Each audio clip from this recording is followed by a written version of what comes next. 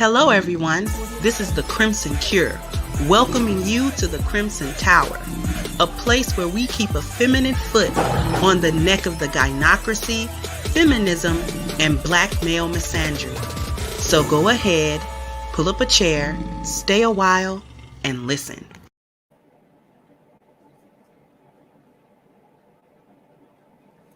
Hey! How is everybody today? Is everybody doing all right?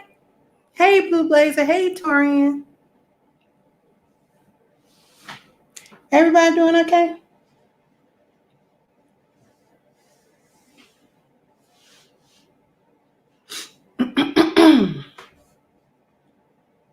I'm telling y'all, it's not possible for me to post everywhere that I need to post.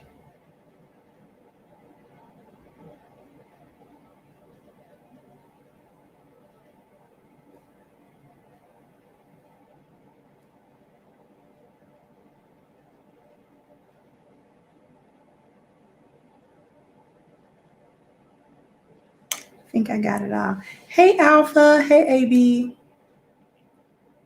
I think I got it all now. Okay.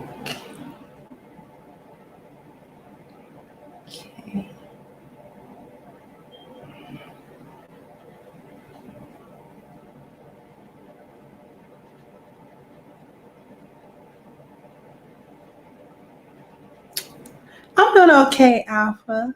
Thank you for asking.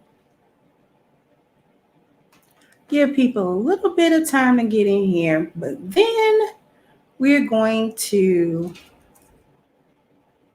get into an article.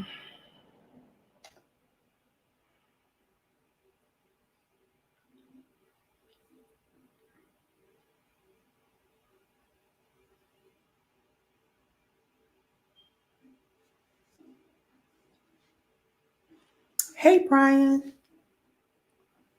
Hey, Ronan. Everybody to hear me.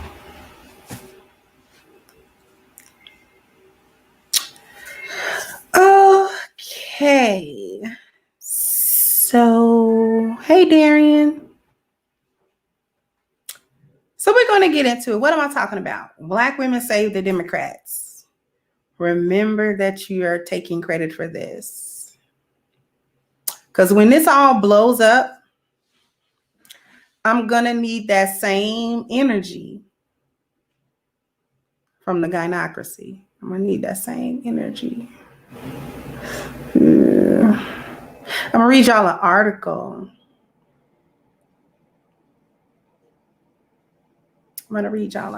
Let's see.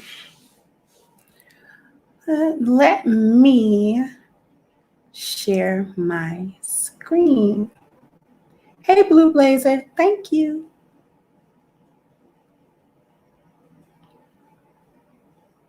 Yeah. Okay.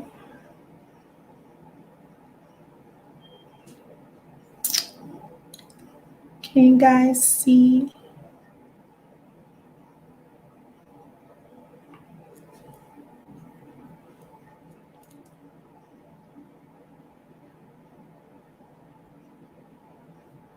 Make sure you can see it.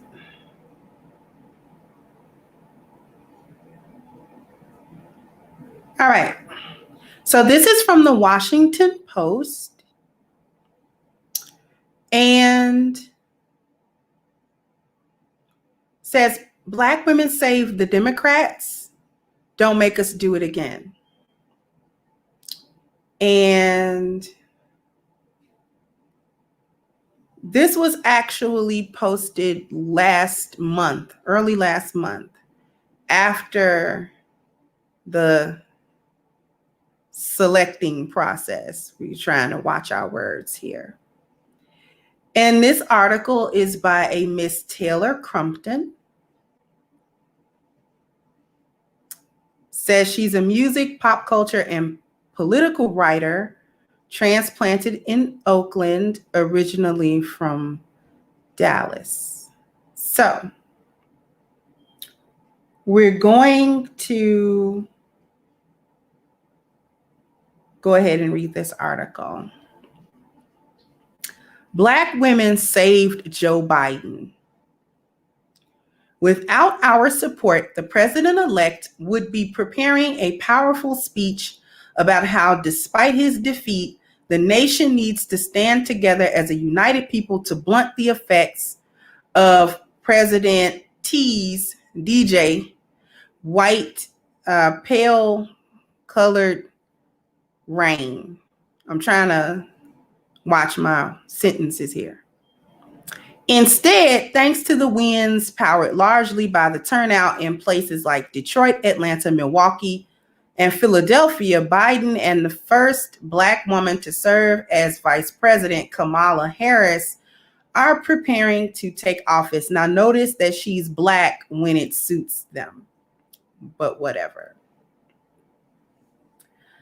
But it's a sure bet that even though DJ will be gone after January, the social conditions for Black citizens will remain largely the same, because you cannot vote out palm-colored supremacy.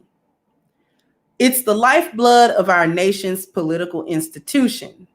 It's the insidious undercurrent that absolves the new president-elect of his 94 crime bill, a historic piece of federal legislation that increased funding to law enforcement agencies throughout the country.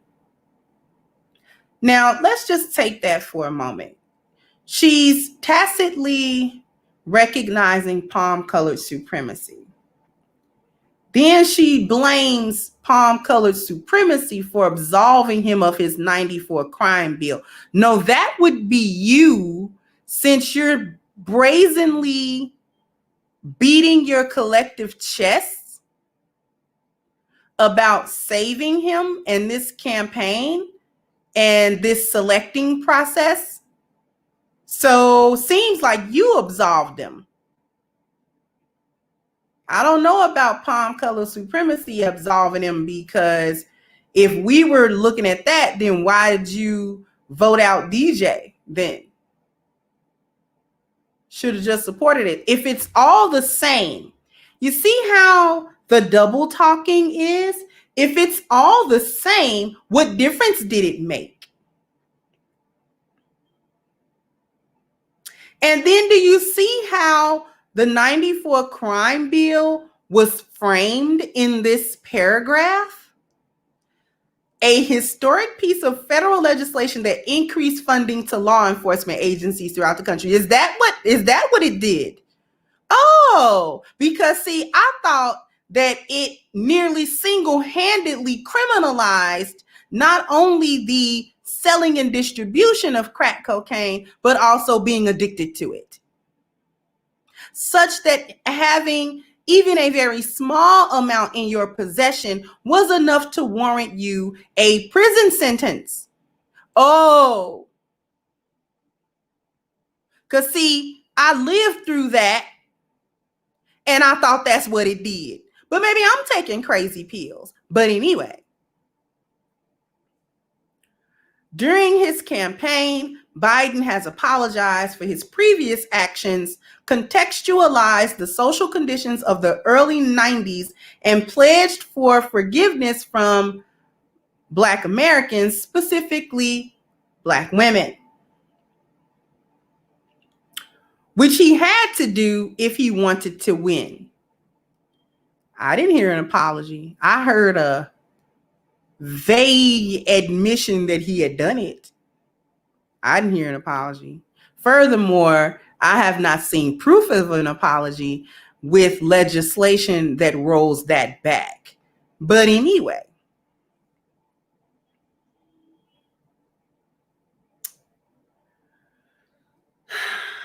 as the Democratic Party's most loyal and dependable voting bloc, Black women were essential. From the 2016 presidential election to the Senate special selection in Alabama in 2017 and the 2018 midterm elections, more than 90% of Black women voted for the Democratic candidate. And that's not even to mention all the work they did for voter registration and turnout. Black women are the country's most powerful political force. I need that same energy when all of this backfires. I need this energy to stay the same. Black women are the country's most powerful political force. That's interesting.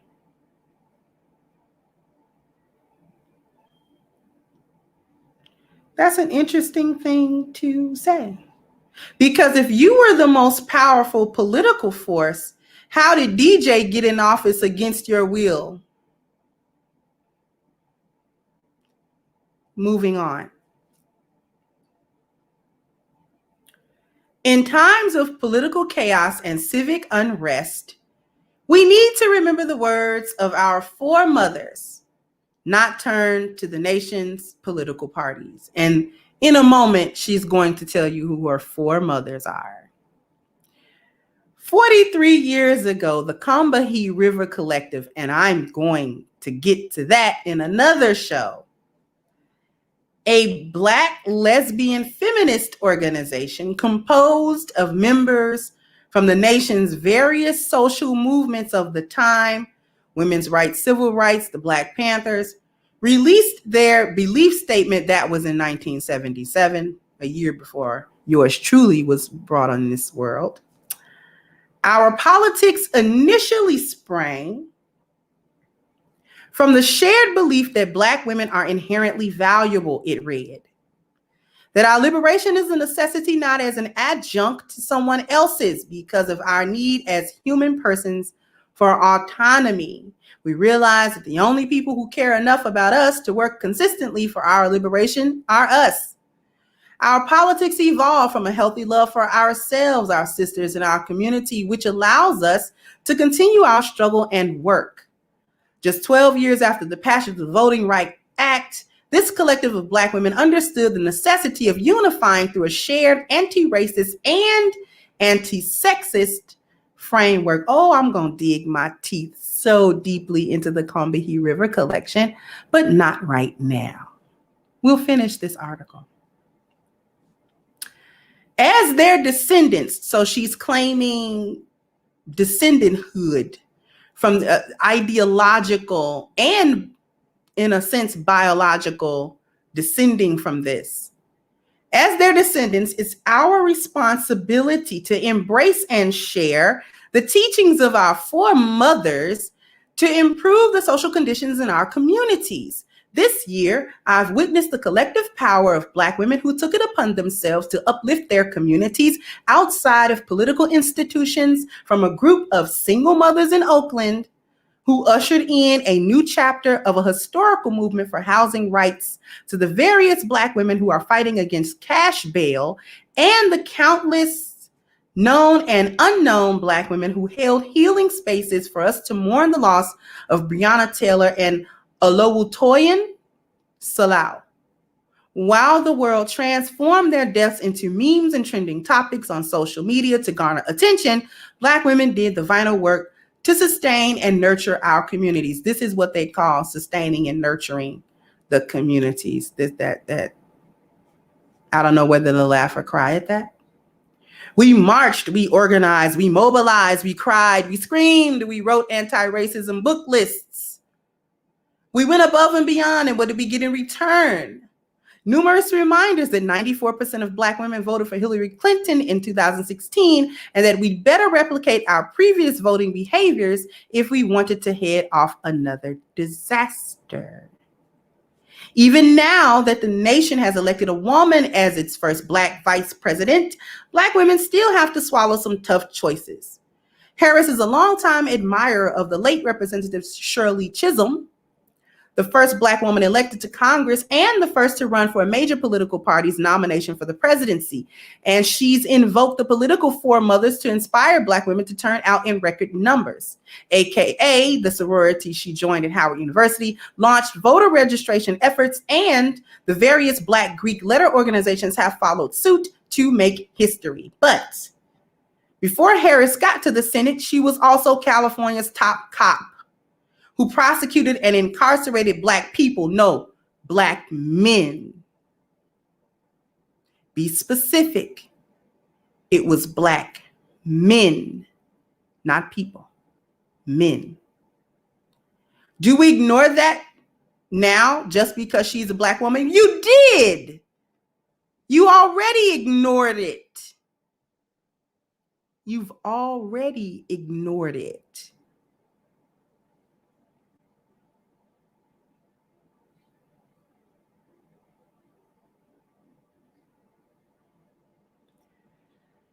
Patrisse Cullors and Alicia Garza, the co-founders of Black Lives Matter, along with Opal Tometi, pledged to vote for Harris, but they also promised to hold her accountable for her tough on crime history in California. No, you're not. You can't hold her accountable because, as far as we can see, she's in office pretty much come January. Charlene Carruthers, the founding national director of the Black Youth Project 100, voted for Biden and promised to organize around actions to abolish the Supreme Court. How do you abolish the Supreme Court? You know what?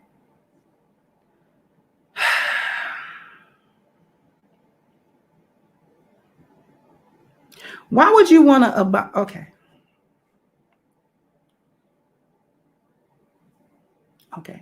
Okay. Angela Davis, a world-renowned activist, scholar, academic, and prison abolitionist, emphasized the need to vote DJ out, but she still expressed some disinterest in the Biden-Harris ticket, which contradicted her abolitionist political beliefs. If we want to continue this work, we certainly need a person in office who will be more amenable to our mass pressure, she said. And to me, that is the only thing that someone like a Joe Biden represents. But we have to persuade people to go out and vote to guarantee that the current occupant is forever ousted. Because of those women and others like them all through the summer, fall, and leading up to the selection process, I had faith. It's an ancestral faith that exists within my bones. It's part of her. A faith not centered around political institutions, but in the collective faith of Black women who fight our liberation and freedom. She meant fight for our liberation and freedom, but a Freudian slip made her actually type women who fight our liberation and freedom. I'll call that a nice little Freudian slip there.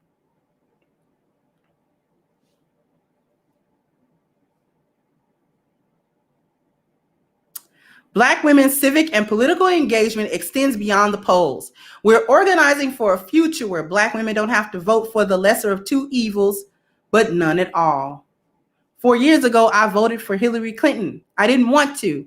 I knew her political career had been detrimental to my community, but I felt like voting for her was my only option. This year had the same feeling as I filled my mail-in ballot out for Biden. By the time I voted yes, he had apologized for the crime bill, but he'd also written a scathing statement condemning the actions of protesters in Philadelphia after the death of Walter Wallace Jr. at the hands of police. I've had enough and my life has only just begun. Every 4 years, the Democratic Party looks to me and countless Black women to save it. Our palm-colored women counterparts aren't held to the same standard, especially not the 53% of them who voted for DJ in 2016. But I thought you were the most powerful political voting bloc. You. Palm-colored women are granted forgiveness for their infidelity and wooed all over again each selection, while Black women are expected to remain loyal and faithful. I don't see that happening. They usually vote conservatively. They just tell you to vote liberally. They don't do that. They showed you what they wanted in 2016. But anyway. It's not a burden I want to bear. My ancestors did not bear me into the world so that I could put a palm-colored man into a position of power over a system that will inevitably harm me and my loved ones. But that's exactly what you do. The Black women who give me strength are not the ones in the halls of Congress or even the ones preparing to move into the vice presidential mansion, but the ones in the streets. Black women's movement has never centered exclusively on the ballot box in our journey toward liberation and freedom. We are not your political mules. Yes, you are. Yeah, you are. That's why they put everything on your back, because you're a mule. You've been the mule. You know what? I'm going to finish this article. We're not your monolith. Yes, you are. So especially now, after we turned out all over the country to sweep DJ from office, Democrats had better support and listen to Black women, even in odd-numbered years. They won't. We're not here to save the world. We're just here to protect ourselves.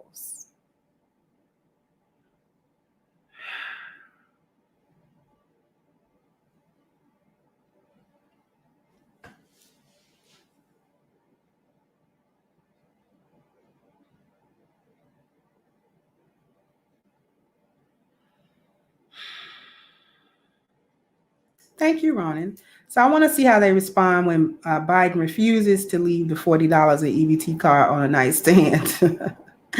Thank you, Rogish. So much respect. Piece of the chat. Hit the Cash app. Hit the Cash app. You are getting content you aren't going to get anywhere else.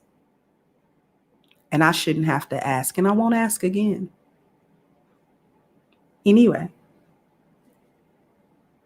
Anime JD ourselves. At the end, the selfishness came shining through like sunlight after the clouds have passed. Didn't it?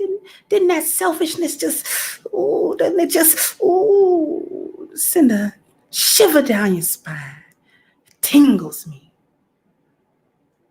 Yes.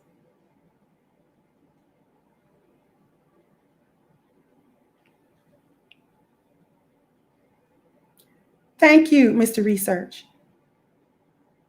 Thank you, Romello Scuggs. That article was filled with so many things, all of it trash. And I'm going to need that same energy when it all backfires in their faces.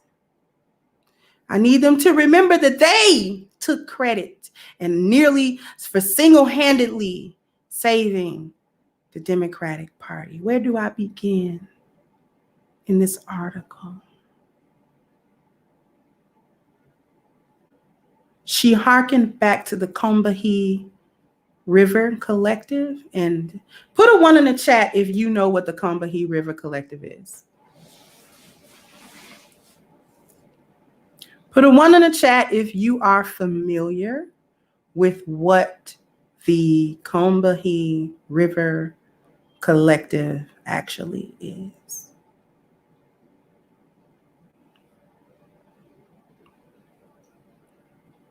Hey, Father's Time. Hey, Winston.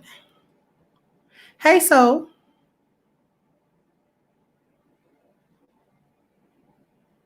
BK Bourne says he knows.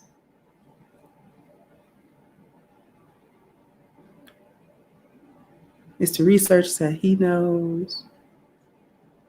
Okay. AB knows. Do most of you know? Because if you don't, well, I was going to get into it. Not today, because the Combahee has a lot to come through. So I'm not going to tackle that alongside this. Okay? Because they have a mission statement that was done in 1977. So we know that they were boomer women. And once I get into the Combahee River Collective with you, you'll understand why my generation is so trashed, because these women raised us with those ideologies in their heads.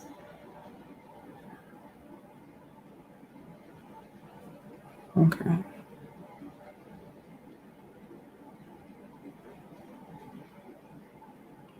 Okay. So some of you know, some of you don't. No shade, no heat, no judgment if you don't know.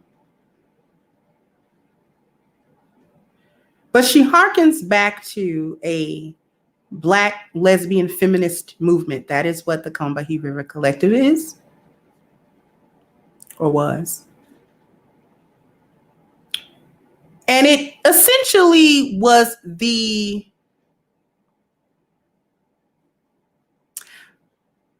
gynocratic manifesto.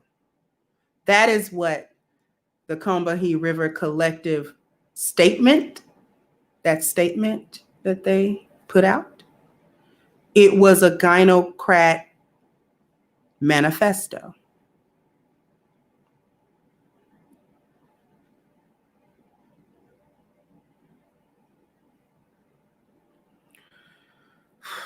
It's a lot to dig through. I'm trying, even though I wrote down my notes, sometimes my brain, because for me, the dots connect, and they do so almost simultaneously.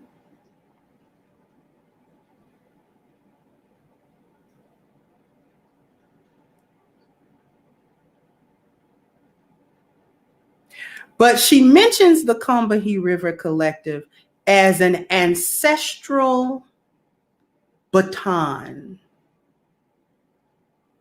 that was passed from her foremothers to her and the collective of Black women to uphold the mission statement of the gynocracy. They got a little Marxism in there. They got some socialism in there. They got a lot of stuff in there. There's a lot of stuff in there.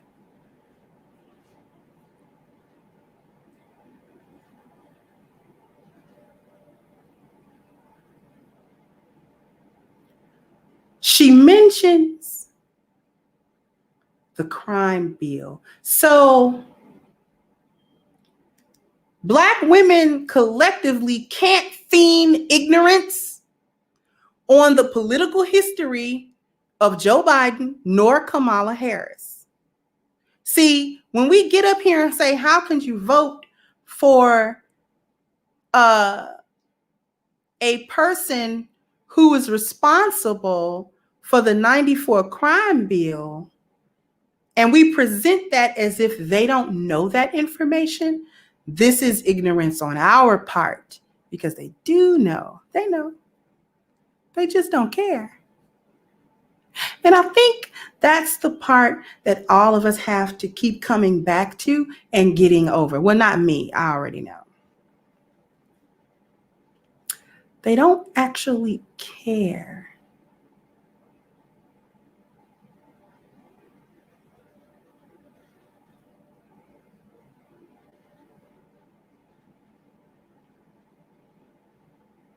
Okay. The real serious beat, all of Congress passed that bill, but who wrote it?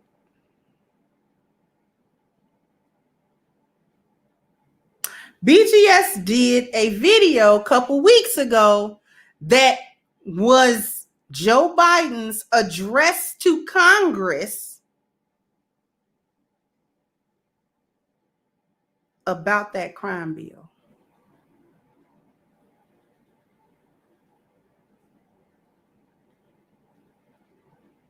He had a hand in writing that bill, which is why he had such a stake in it getting passed. It's his baby. Why do you think he felt the need to tacitly apologize for it? See, we all know how the legislative branch works, that all of Congress needs to be involved before a bill is made into a law.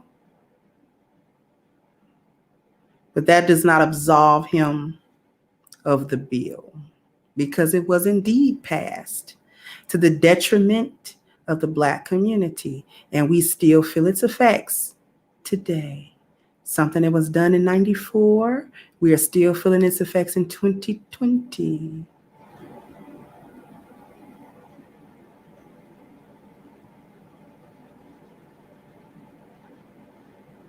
You know what matters?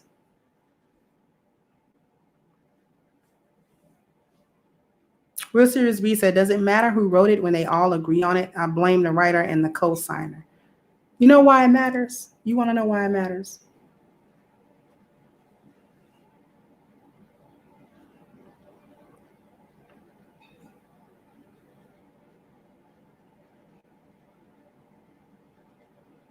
I'm going to tell you why it matters.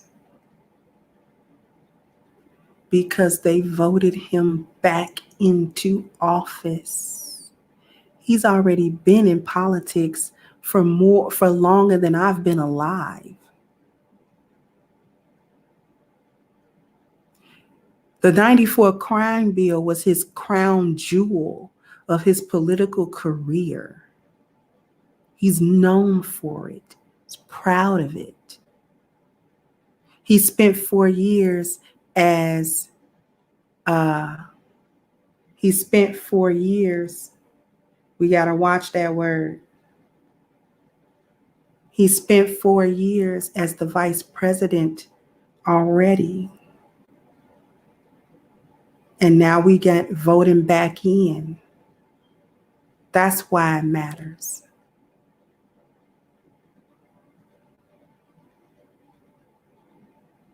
Because he don't need to be in office. We questioning his mental capacity at this time because of things that he says when there's no teleprompter in front of him. That's why it matters.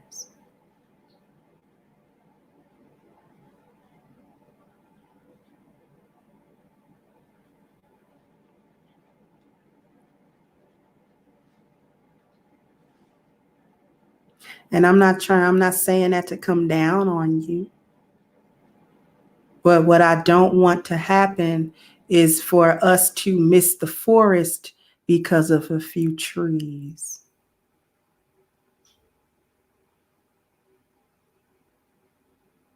It matters because Our collective of Black women in 2020 decided that it was in their best interest, not the best interest of the community, not the best interest of their children, not the best interest of their men, but their own personal best interest to place a man whose crown jewel of his political career was a piece of legislation that decimated the Black community alongside the crack epidemic that we were experiencing, criminalizing not only the sale and distribution of narcotics, but also criminalizing what is otherwise known as a health issue, the addiction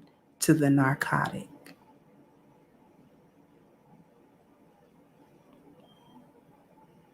Okay.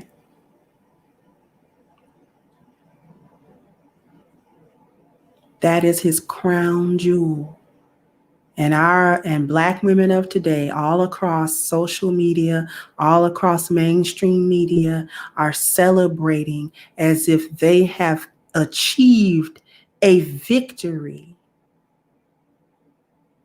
And now that they have gone against, yet again, the collective interests of the community as a whole, now they're sitting back worried. Shout out to Torian Rain, who did a video on an article where they're now begging Biden to include more Black women into his cabinetry. Well, let's take a look at that.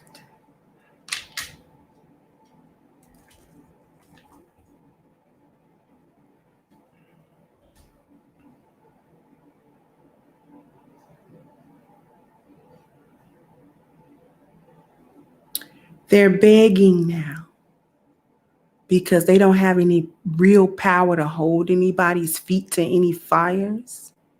Talking about they not the mules for the Democratic Party. Yes, you are, because mules do work for nothing. Mules do all the work, but they don't have any power.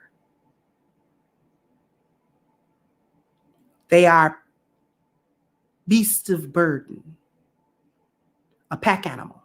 And I don't mean they run in a pack. I mean, you can pack stuff on them and they'll carry it.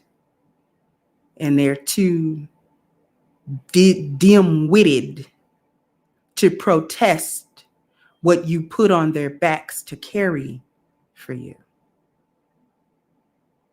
Muling.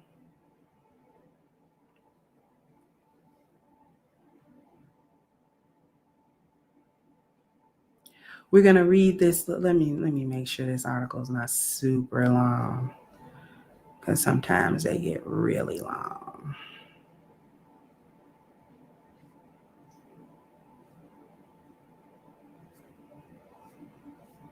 It's not too bad. Put a 1 in the chat if you want me to read this next article to you.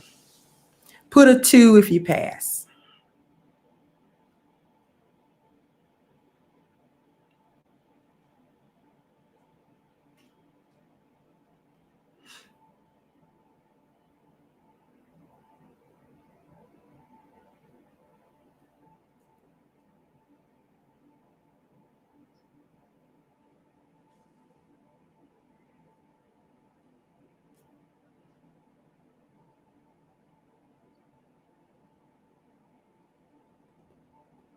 All right, we're going to read the article, but you are a political mule. Mules are not only beasts of burden, but thank you, King Jammu, for reiterating that a mule is a cross between a horse and a donkey. So it isn't even a naturally occurring animal. It is a hybrid, a crossbreed, something that you get through forced animal husbandry. Is it any surprise that mules are sterile? So they don't even birth other mules. They have to constantly be made. Thank you, Michael Holt. Priceless knowledge and perspective. Thank you. Thank you. One-Eyed One, thank you for the Cash App.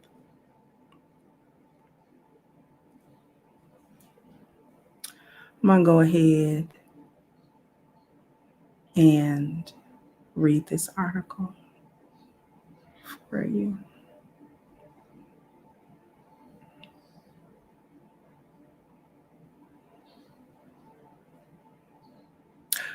This is from The Hill. More than 1,000 Black women urge Biden to appoint more Black female cabinet members. A group of more than 1,000 Black women leaders from across the country on Monday penned an open letter to President-elect Joe Biden and Vice President-elect Kamala Harris, urging them to consider nominating more Black women for top cabinet posts. And I was going to do a separate video for this article. And I was going to focus on why her having mobility is a problem, because this is Black women exercising their mobility. All right?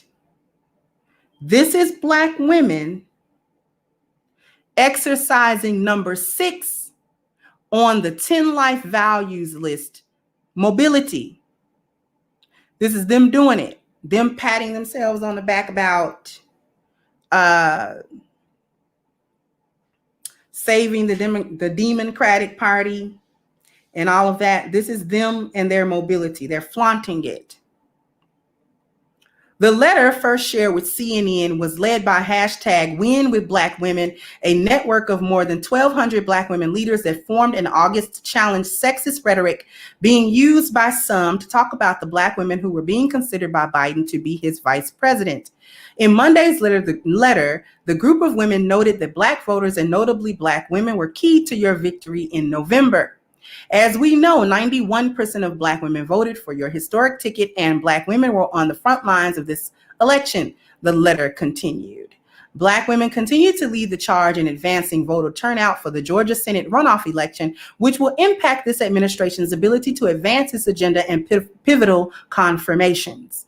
We have put our faith and trust in your vision to move America into a bold future as we put the last 4 years of division, racism, and hate behind us, the group added. The letter went on to praise the selection of Black women Linda Greenfield and Cecilia Rouse as nominees for U.S. Ambassador to the United Nations and head of the Council of Economic Advisors, respectively. You're going to send a Black woman as your ambassador to the United Nations? That's who you want representing you in front of everybody? Okay. All right. You little mascot, you. Harris made history as the first woman and first woman of color to be elected vice president. However, the group argued that there is a lack of public mention of African American women leaders as candidates under consideration to lead the 15 executive departments that comprise the president's cabinet. It is long past time that the effective, accomplished leadership of Black women currently serving in areas of significant policy that impact our nation are recognized and given full consideration for the statutory positions in your administration's cabinet, the letter continued. I'm going to read that one more again. It is long past time that the effective, accomplished leadership of Black women. Now, let's just stop right there.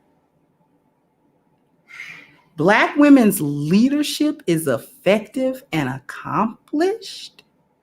Remind you that they also, according to the letter between Maxine Waters and Megan Thee Stallion, they both kind of took credit for being the leaders of the Black community. And what state is the Black community currently in?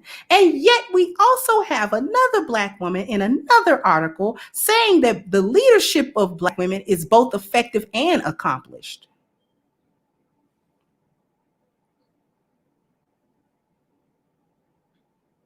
Just let it marinate, y'all.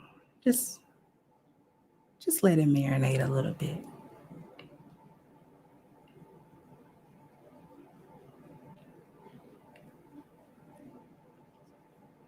Okay.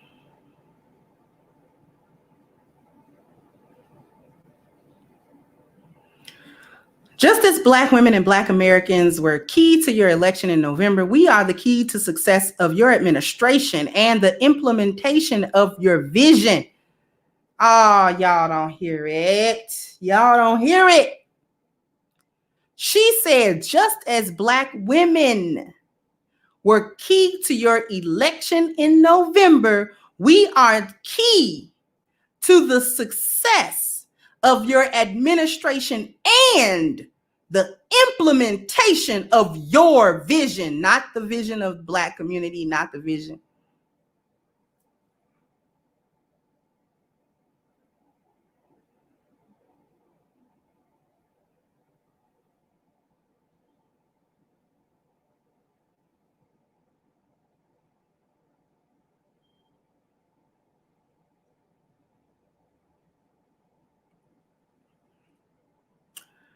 The group added, before outlining a series of Black women to be considered for several cabinet posts. Among the suggested picks are Mayors Keisha Lance Bottoms of Atlanta and Muriel Bowser of Washington, D.C. to lead the Department of Housing and Urban Development, as well as American physicist Shirley Jackson for the Department of Energy.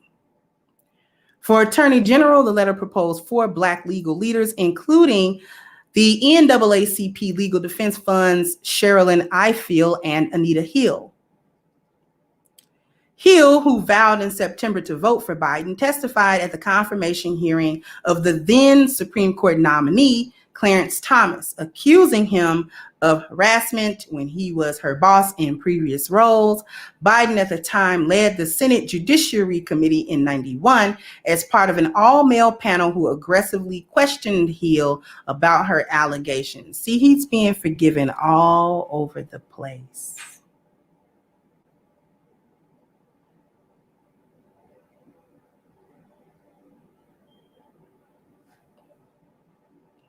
The letter comes amid increased pressure from critics arguing that Biden's picks thus far have not been diverse enough, which Biden responded to last week by telling CNN's Jake Tapper that he will maintain his commitment to the administration, both in the White House and outside in the cabinet, is going to look like the country, adding that his slate of nominees is the most diverse cabinet anyone in American history has ever announced. Last week, a coalition of progressive groups pressed Biden to pick a Black woman to serve as Solicitor General, which would be another first for the country. Demand Justice on a top progressive judicial group was joined by Black Lives Matter Global Network Foundation, Demos Indivisible, Just Democracy, People's Parity Project, and She Will Rise in pushing for the appointment as a sign of Biden's commitment to a diverse administration.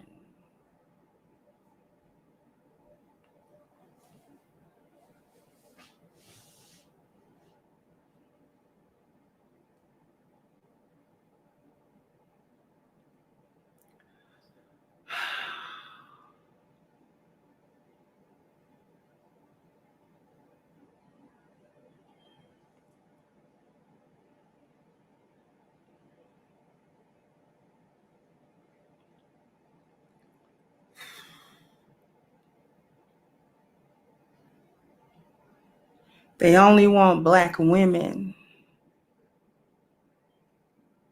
in these positions, not Black men.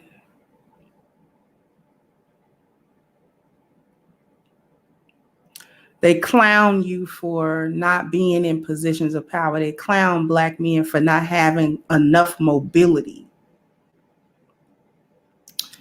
And then they flex their mobility on the rest of the community. Remember when I told you that her mobility is problematic because it's selfish? This is what I mean. The women of the community don't need more mobility or a separate mode of mobility than the men, because the women will not look out for the group, because selfishness is inherent in the nature of women. See, in the last article, she said, we're not here to save the world. We're just here to protect ourselves. The men need the mobility in the community because the nature of men is that he will want to look out for the group to which he belongs. However, the only problem here is that Black women don't view Black men as part of the community. And when it is not advantageous to them, the children are also not part of the community, because what we have to remember is that a hyena will disown or eat her children when it is convenient for her to do so.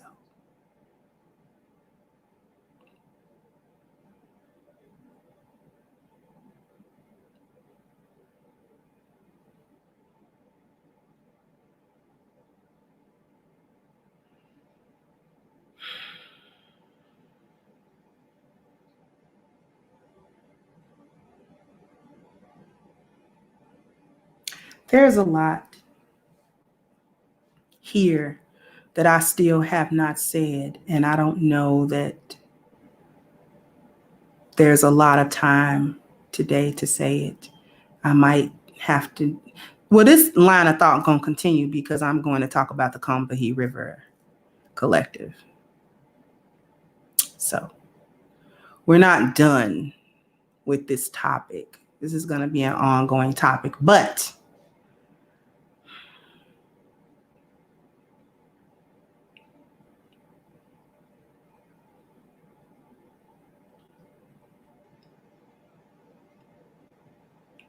how dare any of you say that the gynocracy does not exist when they have a manifesto,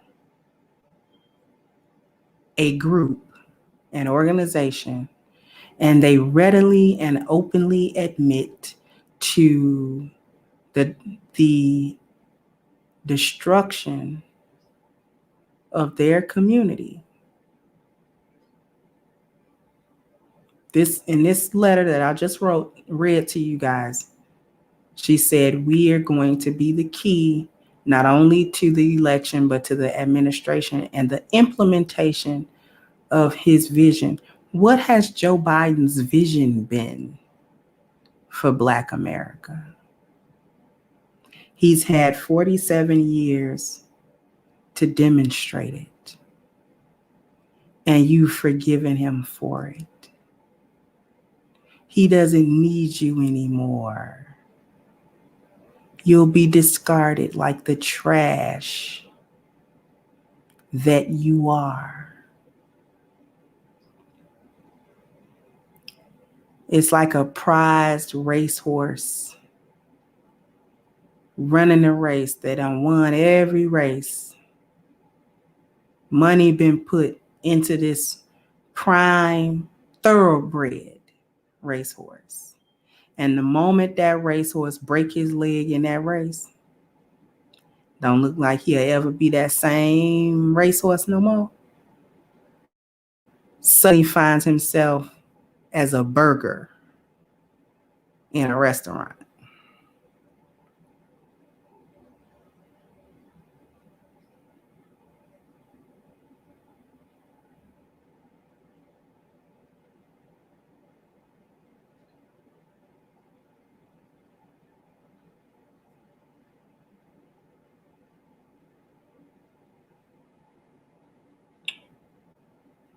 You forgave his destruction, which tells me that you didn't ever care about that destruction to begin with.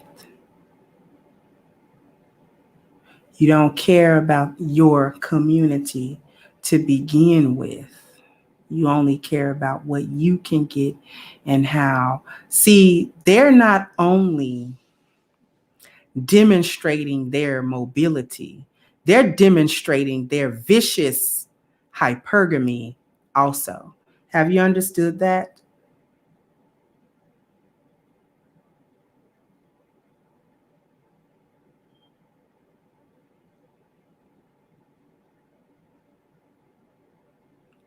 Have you understood that the collective of Black women are not only exercising their devastating effect of having more mobility than the men, but also their hypergamy? So they're only looking out for self, only trying to get better for self. Not for everybody, me. And uplifting me doesn't uplift everybody, it just uplifts me.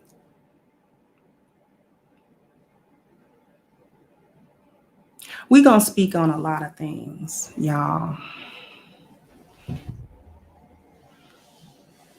Because, see, there's also a link between this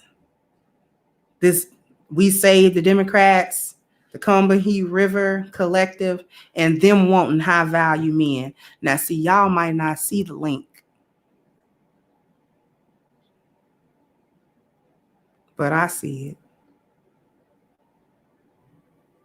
Don't worry, I'll flesh it out for you. Not today, but I'll flesh it out for you. All right.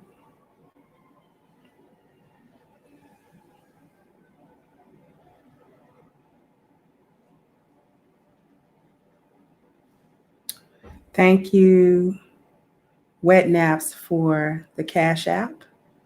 Much appreciated.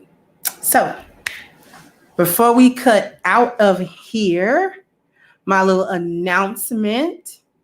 You guys, we are still having that limited time only sale for A Game, where you get a 20% discount by using the code Kindred20. So please don't forget to click in the description box.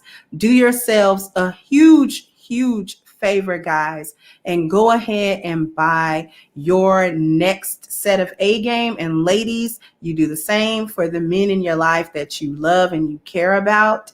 All right. And thank you, Moni Love. Appreciate you, sis. Appreciate you as well. I almost didn't see that. So thank you. But that's all I've got for you today. Peace out.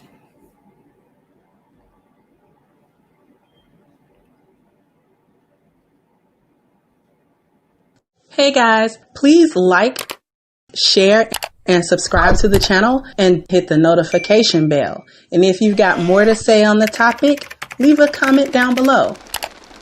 Also, don't forget to support our sponsor, who so graciously supports this channel by clicking the description box and the link for A Game at agameherbal.com. You can go ahead and get a 10% discount off of your next purchase using the code Kindred10.